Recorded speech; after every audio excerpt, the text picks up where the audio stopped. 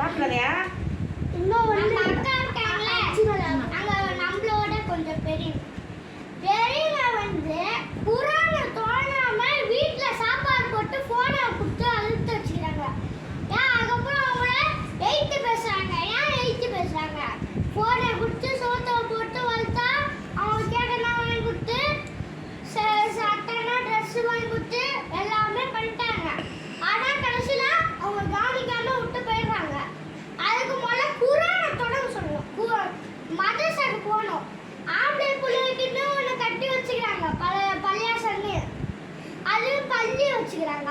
அப்போ கேர்ள்ஸுக்கும் மதரசான்னு ஒன்று கட்டி வச்சுக்கிறாங்கன்னா அல்ல, அதுக்கு போகணும்ல. போகாம வீட்டில் ஃபோனை கொடுத்து நல்லா கெட்டு வச்சுக்கிறீங்க. அதனால டோன்ட் செல்ஃபோன் அவங்க கேட்டது வாங்கிட்டாங்க.